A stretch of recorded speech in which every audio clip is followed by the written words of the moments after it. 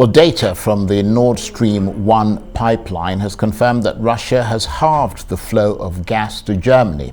The energy giant Gazprom had warned it would be halting an additional turbine for maintenance, but industry sources says that's an excuse. German politicians have accused President Vladimir Putin of withholding Russian gas to try and provoke political and economic turmoil in Europe. The EU is taking steps to prevent member states from running out of gas this winter. Today we are sending a strong signal, not only to Vladimir Putin, who once again failed to divide the European Union, but most importantly to our citizens. Today's decision ensures we will not have to face dramatic consequences in winter, including gas scarcity or the price spikes.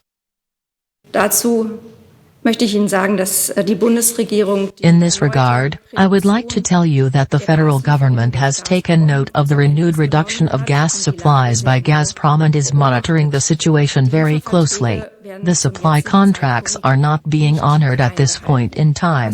What we are seeing here is actually a power play, and we won't let ourselves be impressed by that. To help make sense of the EU energy crisis, as a result, we can cross to London and join Arise business correspondent Laurie Laird. Good to see you, Laurie. So a further reduction of Russian gas supply to Europe, flowing at the moment at about 20% of its capacity. How has that been sinking in?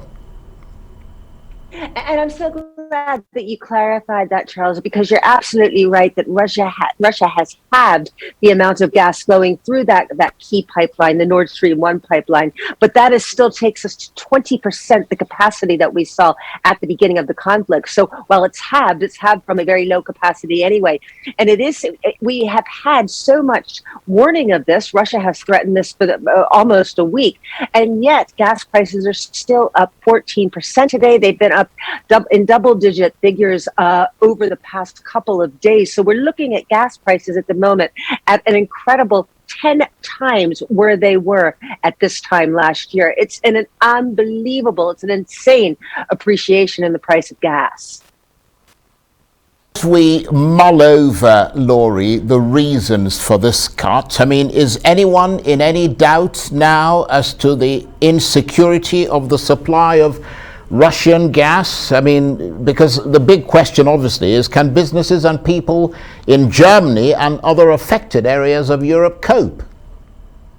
Yeah, it's difficult to say at this point. They are coping now, Charles, but that's largely because, as we've discussed, the demand for gas is so much less in the summer. The very big question what happens in the wintertime, where you have consumers competing for gas to heat their homes, to go about their lives, also competing, and this is particularly true in Germany, competing with big industrial users. Germany is a very manufacturing heavy economy. They use all of these factories use a lot of gas to power their factories. So what happens when consumers and industry are competing for the same gas is very much an open question. I can tell you that the markets, investors believe that things are going to get a whole lot worse. When the Ukrainian conflict started, prices really rose very, very quickly in the spot market. In fact, in the spot market is if you or I were to go out to buy gas for immediate delivery,